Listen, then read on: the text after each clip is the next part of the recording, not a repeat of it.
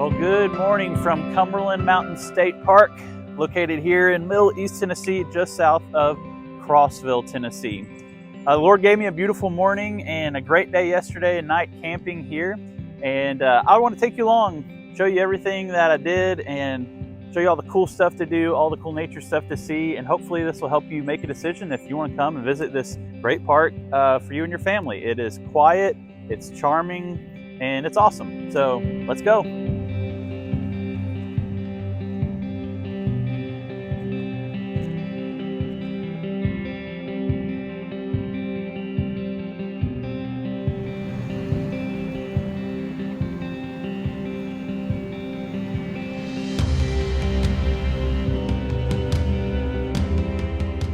Well, welcome back to another Tennessee State Park review.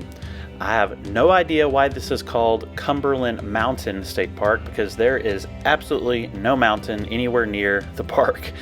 But we're going to start off this week, as we do each week, with natural beauty and wildlife. You'll see some really cool rock outcroppings and wildlife like mushroom, and you'll see fish swimming here on the lake filled with bass and brim. I did not have any luck fishing, but when you go on the hiking trails and kind of get away from the main part of the lake, that's where all the fish are, and I did not fish there. But this is a very beautiful park, especially down by the water. Plenty of hiking trails and mountain biking trails where you'll see all different types of tree species. You'll see lots of cool little caves and places to climb on. You'll see deer who are not afraid of people at all, playing around and munching on leaves. Tons of beautiful flowers and plants to explore while you're at the park. And so for this category, I'm going to give natural beauty an 8 out of 10. Our next category is campsite layouts, and they are pretty average with your fire pits and picnic tables. The picnic tables were concrete, which was interesting. It's kind of the first time I've experienced that at a state park, but worked very well.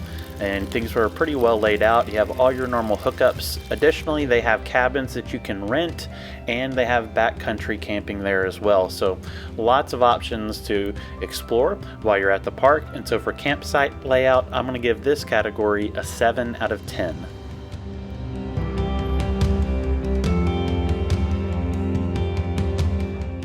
Our next category is activities, and this is worth a possible 20 points. You can see here there's an aviary there by the Welcome Center. Really cool place to catch some really big and beautiful birds. They have several playgrounds throughout the park, and they are very new and nice, but the park is really based around the lake, and that's where you'll find the majority of activities. They have a walking trail that is paved, and I rode my electric scooter around it. It was really fun. And along the path, they have these little literacy areas and information areas for little kids to learn about the natural ecosystems and habitats of the area. Cool bridges to fish off of. They have canoes and kayaks and paddle boats to rent there at the water. And you can see some people having some fun out there as well. Right there on the water, you'll find plenty of places to sit and relax, to have a cup of coffee. They have a little historic center which talks about how the park was founded and who built it and things like that. And then once you get away from kind of the main area of the park, you'll find in the back corner a beautiful and nice, very large swimming pool with all of your normal day activity stuff there, like your picnic tables and places to relax at. And then there's also a golf course. Now, I'm not a big golfer, I don't play golf, but it looked like a nice course, kind of settled there in the hills. There's deer everywhere, which is really cool. And I feel like every 3 minutes I'm seeing a bunch of deer, and they are moving and they are not afraid of people.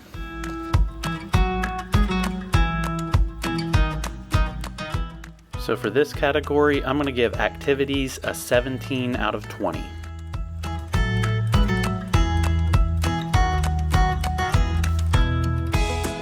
If you're stopping by just for the day, you will find the bathrooms at the Welcome Center and there at the main area. Very nice, very up to date with all your modern amenities. At the campgrounds, a little more basic and a little older, but I'm going to give this category a 6 out of 10.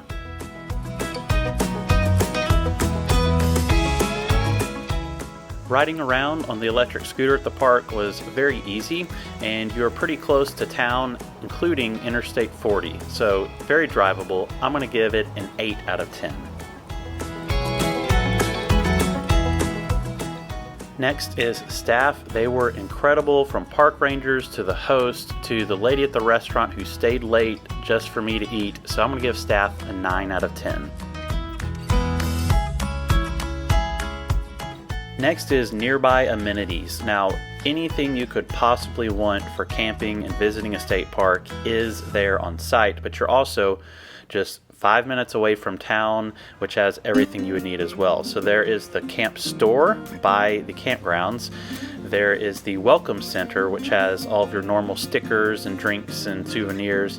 And then they have a full restaurant on site.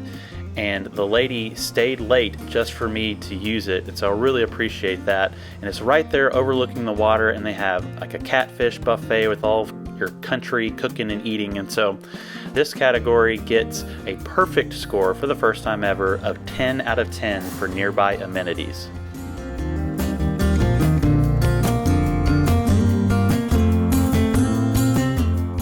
Between the rolling hills, the beautiful scenery, the architecture of the bridge, and the beautiful lake, I'm going to give uniqueness an 8 out of 10. And as far as cost goes, it was a little more expensive to stay at the campground for the RV sites, but if you get in the backcountry, it's very reasonable. So I'm going to give cost a 7 out of 10.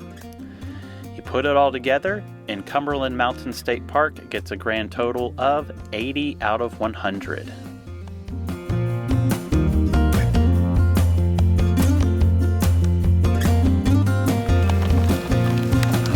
I hiked, I conquered Cumberland Mountain. What a great state park.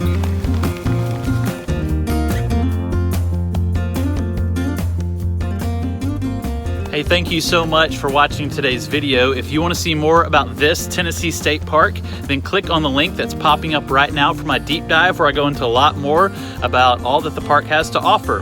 And please like and subscribe so you don't miss a single state park video as we visit all 57 here in the state of Tennessee. God bless you, and remember, God's creation is meant to be explored.